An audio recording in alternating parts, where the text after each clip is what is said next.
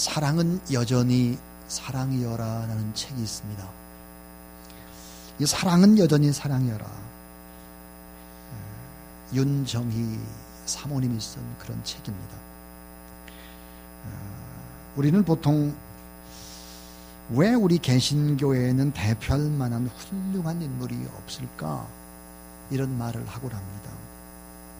그런데 오늘 사랑은 여전히 사랑이여라는 이 책을 접하게 되면, 야, 정말 너무나 아름답고 위대한 인생을 살아가는구나, 우리 가까이에 이런 분이 계시구나 하는 것을 알게 될 것입니다. 오늘날 세상 사람들은 교회를 향해서 핏발서린 눈으로 이렇게 묻곤 합니다. 예수쟁이들, 당신 도대체 누구요? 당신들이 하는 일이 도대체 뭐예요? 이렇게 의심의 눈초리로 폄하 발언을 하는 경우들이 참 많죠. 그런데 김상훈 목사님의 삶은 이와 같은 의문에 아주 통쾌한 대답을 주기에 충만한 책입니다.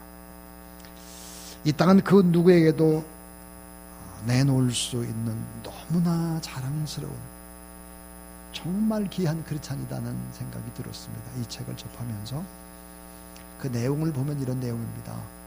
이 김 목사님 부부는 결혼한 뒤 2000년도에 두 아이를 입양을 하게 됩니다. 교회를 개척하면서 너무나 힘든 시기인데 입양을 했습니다. 그것도 정상적인 건강한 아이들이 아닙니다. 말을 잘 못하는 장애자 둘을 입양을 하죠.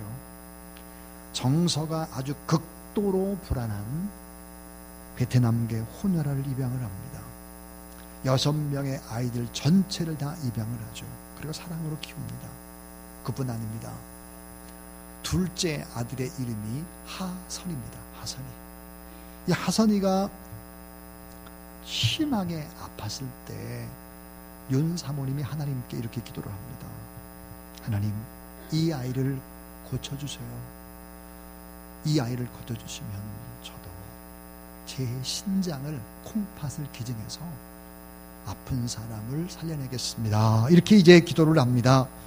그 뒤에 하선이는 깨끗하게 치유가 된 거예요. 그래서 2007년 윤 사모님은 아무 조건 없이 생면부지의 타인을 위해서 콩팥을 기증하게 됩니다. 근데 수술이 쉽지 않았어요. 왜냐면은 이 콩팥을 이렇게 떼내기 위해서 사실은 갈비뼈 하나를 제거해야 했기 때문입니다. 자, 그래서 콩팥을 다른 사람에게 이제 이식을 해줬죠. 2009년도에는 남편인 김 목사님이 신증을 기증하려고 할 때 주변에 많은 사람들이 만류를 합니다. 김 목사, 몸이 약하면 목회도 못해. 다시 생각해봐. 몸이 약해지면 안 되잖아. 그때 이제 김 목사님은 이렇게 대답을 합니다. 약해져야죠. 더 약해져야 합니다. 예수님이 더 약해졌잖아요. 그 후에 신장을 기증하게 되죠. 6 아이들은 모두 다 입양하라는 사실을 잘 알고 있습니다. 그러나 결코 주눅들지 않고 부모의 절절한 사랑 안에서 행복을 누리며 살고 있습니다. 이 김상훈 목사님, 윤정희 사모님은 장애야 또 호녀라 소외된 아이들을 가슴으로 품고 그들을 양육을 하고 있었습니다. 이 김 목사님 부부의 삶은 이 같은 메시지를 책 속에서 던져주고 있었습니다. 크리스찬들은 사랑으로 영혼을 보듬는 사람이다. 우리는 지금 사랑으로 세상을 품고 있다. 이 김 목사님이 그런 목회하기 이전에 어떤 일들을 했나 봤더니 이분은 목회하기 시작하기 전에 연봉 1억이 넘는 유능한 직장인이었습니다. 화려한 삶을 살았죠. 이런 참 좋은 직장, 누구나 다 들어가길 원하는 직장을 포기합니다. 그리고 사람들은 그렇게 말했습니다. 저 사람 저 바보 아니야? 잘못된 사람 아니야 저거? 아이들을 6명을 입양할 때도 바보 같은 결정, 두 부부가 신장 콩팥을 떼줄 때도 바보 같은 삶이라고 말했습니다. 그럼 사람들은 모릅니다. 순종의 기쁨을 모르죠. 사람들은 몰라요. 우리가 하나님 앞에 내 가장 소중한 것을 하나님 앞에 드렸을 때의 기쁨과 행복을 모릅니다. 왜 주님의 사랑 안에서 바보가 되는지를 잘 모르죠. 참 똑같은 인간인데, 똑같은 목회자인데, 김상훈 목사 부부가 보여주는 사랑과 지금 설교하는 저는 얼마나 많은 차이를 보이나 몹시 부끄러운 생각이 들었습니다. 사랑하는 여러분, 여러분의 인생을 오래오래 길게 그렇게 살기를 원하십니까? 아니면 값지게 인생을 살고 싶으십니까?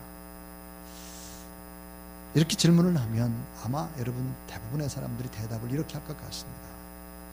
길게 그리고 값지게 인생을 살고 싶습니다. 이렇게 대답할 것 같아요. 여러분 아주 좀 건강하게 길게 그리고 아주 값지게 인생을 살아가는 그런 여러분 되길 주의 이름으로 축원합니다. 자, 그런데 생각해보면 길게 살아가는 것은 우리가 할 수 있는 영역이 아닙니다. 우리가 무병장수하고 오래오래 사는 것이 내 힘으로 되는 것이 아니에요. 사실은 아무리 우리가 운동을 하고 영양식을 하고 뭐 이렇게 한다고 할지라도 내 힘으로만 되는 것이 아니에요. 그러나 값지게 사는 것은 우리가 결정을 하고 결단을 하면 우리가 값지게는 인생을 살 수 있습니다. 여러분 인생의 성공 기준이 뭡니까? 많이 벌었느냐, 많이 공부했느냐, 또 오래 살았느냐, 높은 자리에 있느냐, 명예를 가지고 있느냐, 이런 것들이 성공의 기준이 절대로 될 수가 없지. 얼마나 가치 있게 살았느냐. 이 말을 아주 쉽게 설명하면 이런 말이에요. 따라하세요. 나 때문에 행복해진 사람이 몇 명이냐? 여러분 스스로 돌아보세요. 여러분 자신 때문에 정말 행복해진 사람이 몇 명입니까? 불행할 수밖에 없는 가정, 불행할 수밖에 없는 상황인데 나 때문에 행복하게 인생을 지금 살고 있는 사람이 몇 명이냐? 스스로에게 물어보십시오. 나를 만난 사람이 행복해졌는가? 나를 만난 남편이, 나를 만난 아내가, 나를 만난 자녀가, 나를 만난 주변의 사람들이 나 때문에 얼마나 행복해졌을까 하는 거예요. 자, 이런 것들이 바로 성공한 인생의 기준법이 될 것입니다. 불행했던 사람이 나 때문에 행복해졌다면, 그리고 나라고 하는 한 사람을 바라보면서 참 좋아하고 그저 존재 자체 그 하나만으로도 좋아한다면 그분 틀림없이 성공한 인생, 그 기준에 맞는 사람일 것입니다. 자, 오늘 저는 예수 그리스도를 믿으면 우리는 행복하게 될 것인데, 진정하게 믿으면 예수 그리스도를 왜 믿어야 되느냐 그러면 왜 믿어야 합니까? 라고 하는 이 제목에 대해서 세 가지 답을 전하겠습니다. 왜 예수를 믿어야 할까 하는 거예요. 조금 전에 제가 행복하기 위해서라고 대답을 했습니다. 그 왜 어떻게 행복해질까 하는 거예요. 따라하세요. 예수 그리스도를 믿으면 사랑의 능력이 생겨납니다. 여러분 사랑의 능력이 생기는 거예요. 예수 그리스도를 믿으면. 그래서 행복해지는 것입니다. 여러분 예수 그리스도를 믿게 되면 사랑이 생겨나요. 십자가라고 하는 것은 하나님의 사랑이 집약된 것이거든요. 그리고 하나님의 사랑, 이 사랑을 생각하면 우리가 부끄러워집니다. 그리고 하나님의 사랑 앞에 내 모든 죄의 문제를 내려놓기 시작하는 것이죠. 우리가 열심히 기도합니다. 기도하고 성령 충만하면 어떻게 될까요? 사랑의 열매가 맺혀집니다. 기도하고 성령 충만하면 어때요? 사랑의 은사가 생겨나는 것입니다. 사랑의 열매와 사랑의 은사로 우리의 삶이 바꿔지는 거죠. 자, 여러분 예수 그리스도를 믿게 되어지면 사망에서 생명으로 옮겨져요.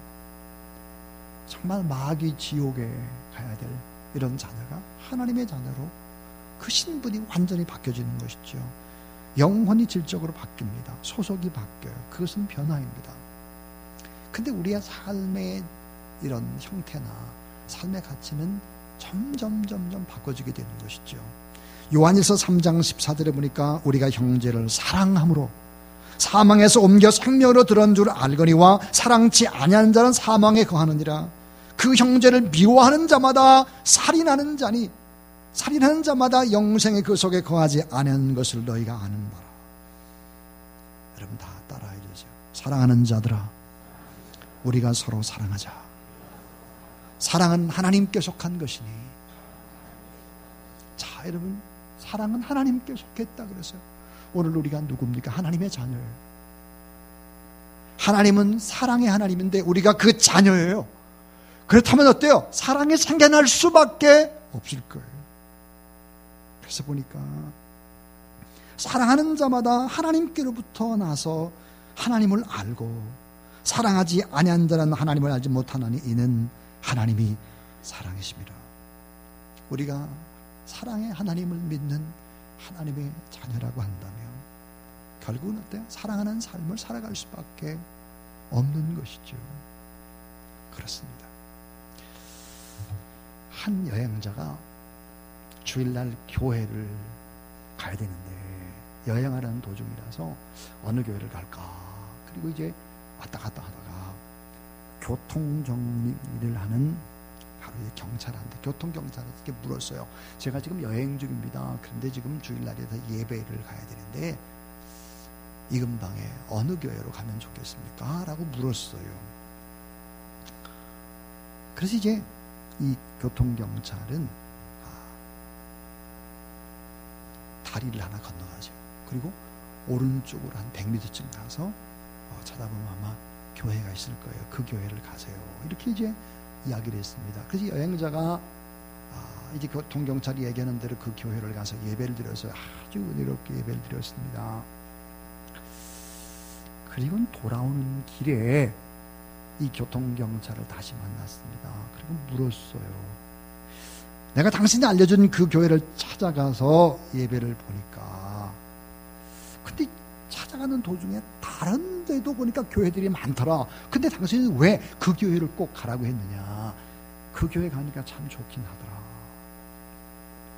교통경찰이 이렇게 말했습니다. 저는 예수를 믿지 않습니다. 그런데 여기서 교통정리를 하면서 그동안 예배를 마치고 나오는 사람들의 얼굴을 봤더니 그 교회에서 나오는 사람들이 제일 행복하고 그 교회에서 나오는 사람들이 어쩐지 활기차고 그렇게 보였습니다. 그래서 제가 그 교회를 소개했습니다. 이렇게 말했습니다. 여러분, 이 교통경찰관의 말에는 아주 중요한 의미를 시사하고 있습니다. 예배를 마치고 돌아가는 사람들의 표정과 걷는 태도, 그 교회의 성격을 말하는 것이고 그 교회의 수준이고 그 교회가 어떤 가치를 지향하느냐를 알 수 있을 것입니다. 여러분, 예수 그리스도를 믿으면 사랑이 생겨나겠죠. 행복하게 될 것입니다. 그래서 여러분의 얼굴은 전도주입니다. 여러분의 얼굴은 교회의 주보인 셈이죠. 여러분, 우리가 왜 예수 그리스도를 믿어야 합니까? 예수 그리스도를 믿으면 사랑의 능력이 생겨나요. 왜요? 하나님이 사랑이시니까. 그래서 그 능력이 어때요? 우리를 행복으로 이끌어가게 된다 하는 것입니다. 여러분, 이 사랑의 능력이 여러분 안에 충만해질 수 있기를 주의 이름으로 축원합니다. 그 다음 두 번째로 예수 그리스도를 믿게 되면 따라해 주세요. 불의를 몰아내고 의롭게 되는, 자, 불의를 몰아내고 의롭게 되는 자정의 능력이 생깁니다. 자정. 이 자정이라고 하는 것이 스스로 죄를 물리치는 이런 자정의 능력이 생겨나는 거예요. 스스로 깨끗게 하는 주님의 보혈 때문에. 로마서 1장 7절에 보니까 복음에는 하나님의 의가 나타나서 믿음으로 믿음에 이르게 하나니 기록된다. 오직 의는 그 믿음으로 말미암아 살리라 함과 같으니라 그랬습니다. 복음에는 하나님의 의가 나타난다 그랬어요. 복음은 그 자체의 능력이다 그랬습니다. 다시 말하면 복음이 증거되는 곳에는 불의한 것이 빠져나가는 거예요. 불의가 점점 사라질 수밖에 없다. 그래서 불의가 떠나고 어렵게 되고 어둠이 떠나가고 빛으로 변하는 것이다. 모든 불의와 추악과 탐욕과 악의가 변하기 시작한다. 왜 그럴까요? 내가 죄의 종이었는데 주의 거룩한 보혈과 십자가의 능력으로 의의 옷을 입기 시작한 것입니다. 그리스도의 능력인 것이죠. 자, 로마서 5장 8절부터 쭉 보면 이렇게 되어 있어요. 육신을 쫓는 자는 육신의 일을, 영을 쫓는 자는 영의 일을 생각하느니 육신의 생각은 사망이요 영의 생각이 뭐래요? 영의 생각은 생명과 평안이니라. 자, 육의 생각은 하나님과 원수가 되나니 이는 하나님의 배에 굴복지 아니할 뿐 아니라 할 수도 없습니다. 육신에 있는 자들은 하나님을 기쁘시게 할 수 없느니라. 따라해주세요. 너희가 육신대로 살면 반드시 죽을 것이로되. 자, 예수 그리스도를 믿지 않고 육신에 속한 자로 인생을 살아가게 될 때 어떻게 될까? 그것은 어때요? 사망이라는 거예요. 하나님과 어때요? 원수가 된다는 거예요. 하나님의 법에 굴복하지 않고 불순종하게 된다는 거예요. 하나님을 기쁘시게 할 수가 없고 육신대로 살면 반드시 망한다는 거예요. 개인도 망하고 가정도 망하고 사회도 망할 수밖에 없다. 여러분, 적어도 우리가 12월 28일 해피데이를 합니다. 이것은 여러분 예수 그리스도의 복음을 증거하는 이 일은 한 개인이 구원받는 일에 그치지는 않을 것입니다. 왜냐하면 복음이 증거되는 가정에 불의한 것이 빠져나가게 될 것이고 복음이 증거되는 이 사회에 어두움이 사라지게 될 것이기 때문에 우리가 복음을 증거하는 것은 적어도 나라와 민족과 역사와 문화를 바꾸는 엄청난 일이라는 사실을 믿으시기 바랍니다. 육신을 쫓는 자는 육신의 일을 생각합니다. 육신의 생각은 사망이에요. 하나님과 원수가 돼요. 하나님과 기쁘게 할 수 없어요. 불의 속에 살아갈 수밖에 없습니다. 내 안에 복음이 있다면. 여러분, 하나님 앞에 우리는 바르게 살지 않으면 마음이 너무 괴로운 사람들이죠. 십자가 앞에서 내 가슴을 치는 것입니다. 결국은 이 복음은 생명과 평안이고 회복과 치유와 의가 나타나는 기적이다 하는 거예요. 그래서 여러분, 이 세상이 우리가 아무리 애쓰고 노력해도 변화되는 것이 아니에요. 물리적인 변화, 겉사람의 변화는 가능하나 속사람의 변화는 불가능한 것입니다. 자, 미국의 범죄자들 갱생을 위해서 국가가 아무리 노력을 해도 그들이 교도소에서 나와서 출감을 하게 되어지면 75%가 4년 안에 다시 체포되어 수감된다고 합니다. 이것은 뭘 말할까요? 진정한 변화는 제도를 바꾸고 교도소의 시설을 좋게 만들고 그렇다고 해가지고 변화되는 것이 아니에요. 새로운 교육과정을 만들고 여러분, 교육 철학을 가지고 이래가지고 인간이 바뀌는 것이 절대로 아닙니다. 따라해주세요. 영혼이 변화되어 축복을 받습니다. 그렇습니다. 영혼이 잘 되어야 하는 것이죠. 내 안에 여러분, 하나님이 누구십니까? 내가 하나님을 믿는다고 하는 것이 쉽게 설명하려면 내 안에 나의 모든 것을 아는 경찰관이 들어가는 것입니다. 내 안에. 이 경찰이 우리가 잘못되거나 우리가 실수하거나 그럴 때 이 경찰이 계속해서 깨닫게 해줘요. 계속.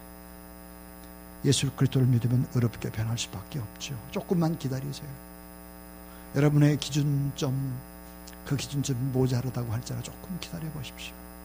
바르게 살게 되고 정직하게 진실하게 살게 될 것입니다. 우리가 예수 그리스도를 믿어야 되는 근본적인 이유는 뭘까? 행복 때문이라고 그랬어요. 자유 때문에 그렇고 아름다운 변화 때문이다 그랬는데, 여러분, 구체적으로 예수를 믿으면 사랑의 능력이 생겨나요. 또 하나는 의롭게 되는 이런 자정의 능력들이 우리 안에 주어진다는 거예요. 그래서 결국은 내 인생의 아름다운 변화의 터닝 포인트가 되는 것이죠. 결국은 결정적 변화의 변곡점이 될 수 있어요. 예수 그리스도는. 서울대의 최종고 교수가 쓴 사도복관 김홍섭이라는 책이 있습니다. 이 책에 보니까 이 김홍섭 판사는 지금도 법조인들에게 참 존경받는 유명한 분이죠. 하나님을 사랑하고 사람들을 너무 많이 사랑했던 분입니다. 그는 이 재판을 하는 자리에서 언제나 오른쪽에는 성경을 놓고 왼쪽에는 율법 전서를 나란히 놓고 판결을 할 때도 이런 말을 꼭 했다고 합니다. 하나님 앞에서는 당신은 너나 모두 다 죄인입니다. 그러나 불행하게도 나는 대한민국의 법관이 되어 당신을 심판하게 되었으니 널리 이해해 주시기를 바랍니다. 얼마나 겸손한 판사입니까? 이 김 판사는 믿음도 독실해서 시간이 나면 감옥에 갇혀있는, 자기가 혹시 판결을 잘못해서 감옥에 갇혀져 있나 싶어가지고 이 죄수들을 만나서 복음을 전하고 사랑을 나눠주는 그런 판사였어요. 그래서 많은 사람들이 그의 별명을 사도법관이다 이렇게 붙여줬습니다. 생활면에서도 얼마나 겸손했는가. 검게 물들은 미군 군복에다가 고무신을 입고 돌아다녔습니다. 한 번은 김홍수 판사가 시외버스를 타고 강원도를 가게 되는데, 자, 그 탄 버스가 검문소 앞에 멈췄습니다. 순찰하는 순경이 올라왔어요. 그리고 보니까 검게 물들인 미군 군복을 입고 있단 말이에요. 앞에 와가지고 행색이 좀 수상하니까, 당신 뭐 하는 사람이야? 그러니까 이 김홍수 판사가, 저는 대법원의 판사입니다. 이렇게 말을 하니까 이 검문하는 이 순경이 하는 말이 껄껄거려서, 야, 네가 대법원 판사면 나는 대통령이야. 화를 벌컥 내고는 신경질적으로 그런 거야. 당신 지금 놀리는 거예요? 무슨 판사가 버스 타고 다니고 검게 물드는 미군 군복 입고 돌아다녀. 막 야단을 쳤어요. 그리고는 신분증을 보여달라 그랬어요. 신분증을 꺼내서 보여줬죠. 봤더니 판사였습니다. 순경은 무릎 꿇고 용서를 빌고 그런 그 자리로 경례를 하고, 그리고는 급히 버스에서 내려갔다 그럽니다. 여러분, 예수 그리스도를 믿으면 이렇게 멋있는 사람도 될 수 있는 거고요. 왜 그럴까요? 겉사람이 아니라 속사람이 바뀌니까요. 사랑의 능력이 생기고 행복해지고 의롭게 되어지는 이런 자정의 능력들을 갖추게 되는 것이다 하는 거예요. 마지막 세 번째 이야기입니다. 따라하세요. 예수 그리스도를 믿으면 능력이 있는 축복의 삶으로 바뀝니다. 예수를 믿으면 능력 있는 축복의 삶으로 바뀌어요. 축복의 삶. 돈을 많이 벌고 축복받고 그런 것이 아니에요. 없어도 베풀고 나누는 이런 축복의 능력, 이런 능력들을 갖게 되는 것이죠. 로마서 1장 16절에 보니까 복음은 하나님의 능력이라고 말했습니다. 그리고 보니까 나를 따르는 자는, 나를 믿는 자는 죽어도 살겠고 살아서 나를 믿는 영원히 죽지 아니리라 그랬습니다. 예수님 뭘 줄까요? 평안함을 주고 형통을 주고 사랑 가운데 거하게 해주고 세상 끝날까지 함께 해주겠다 그랬어요. 이 복음의 능력이 무엇입니까? 변화를 일으키는 것이죠. 자, 지지리도 복이 없는 사람이 복을 받게 되는 거예요. 팔자가 바뀌고 운명이 뒤바꿔지는 것이죠. 그래서 예수 그리스도를 믿으면 어떻게 될까요? 영향력 있는 사람이 되고 행복을 나눠주고 축복을 유통하는 그런 사람들로 바꿔지게 되는 것이죠. 만약에 여러분 빌 게이츠라고 하는 사람이 한 사람을 전도하면 10억 원을 주겠다 이렇게 계약서를 쓰고 사인을 한다고 가정을 해보세요. 한 사람 전도하면 10억 원 줄게. 안 할 사람이 없을 것 같아요. 전부 다 할 것 같아요. 여러분, 한 사람 전도하는 10억을 준다고 하면 이 일을 다 할 거예요. 근데 우리 주님은 계약서인 성경에서 분명히 기록을 하죠. 사람들을 옳은 대로 돌아오게 한 자는, 따라해 주세요, 별과 같이 빛나리라. 여러분, 10억 원과 비교되지 않는 별과 같이 빛나는 그런 사람이 될 것이다. 주의 복음을 증거하는 사람인 말이에요. 그리고 디모데후서 4장 8절에 보니까 예비된 의의 멸관을 얻게 될 것이다. 그래서 복음을 증거하는 것은 10억 원의 축복 정도가 아니에요. 여러분, 대부분의 사람들이 돈 때문에 패가 망신을 하지 않습니까? 자, 이 전도하고 선교하고 구제하는 상급이라는 것이 무엇일까요? 물질적인 것 플러스 알파가 있습니다. 그 플러스 알파는 뭘까요? 눈으로 지금 당장 보이는 것 같지 않아도 이 복음은 복음을 전하는 사람, 여러분이 복음을 전한다면 여러분 삶 자체가 축복으로 바뀌어요. 동시에 복음을 듣는 대상자는 더 큰 축복을 받게 된다는 사실을 믿으시기 바랍니다. 그렇습니다. 자, 예수 그리스도를 믿으면 능력 있는 축복의 사람이 될 수밖에 없다 하는 거예요. 시골에 무당집 하나가 있었습니다. 이 무당집은 아주 유명해서 많은 사람들이 드나들었어요. 근데 이 무당은 여자 무당이 아니라 남자 무당, 그러니까 박수 무당이었습니다. 근데 어느 날 기독교인이 찾아와가지고 이 대문간에서 막 고래고래 소리를 지르는 거예요. 이 박수 무당한테. 저는 당신을 사랑합니다. 사랑하기 때문에 말합니다. 당신이 계속 무당짓을 하면 귀신이 좋아할 뿐 아니라 당신 가문에 흐르는 저주를 예수 믿어서 끊어야 합니다. 만약 믿지 않고 계속 이 일을 하면 자녀에게 재앙과 고통이 계속될 겁니다. 박수 무당, 솔직히 말해봐라. 네 마음속에 평안이 있고 기쁨이 있냐? 너는 지금 내 인생에 불안하잖아. 네가 그 짓을 계속하면 너는 망해. 나는 이 말을 하지 않으면 안 될 것 같아서 수없이 결심했는데 오늘의 용기를 냈다. 너 믿든지 안 믿든지 네 마음대로 해. 그러고 가버렸어요. 이 박수 무당이 고민에 빠진 거예요. 왜냐면 아들이 외아들이었는데 이 나 때문에 외아들이 잘못된다. 그리고 내가 무슨 기쁨과 감사가 있나 맨날 염려 의심인데 이게. 이 남자 무당은 아들 하나 있는 독자를 위해서 내가 무당질을 계속하면 안 되겠구나 하는 생각이 들었습니다. 하나밖에 없는 내 아들이 잘못된다? 이거 부모를 잘못 만나가지고 앞길이 막혀져? 곰곰이 생각하다가 무당질을 그만두게 됐죠. 여러분, 예수를 믿었습니다. 그럼 이 독자 무당의 아들은 어떻게 있을까 하는 거예요. 그 아들은 선교사를 만났습니다. 훌륭히 자랐죠. 여러분 잘 아시는 그분은 초대 문교부 장관을 지냈습니다. 연세대학교 총장을 역임했던 백낙준 박사의 이야기입니다. 자, 무당의 아들도 뭐예요? 장관이 되는 거예요. 초대 문교부 장관. 그리고 또 대학 총장도 만드시는 분이 우리 주님이라는 사실을 여러분 믿으시기 바랍니다.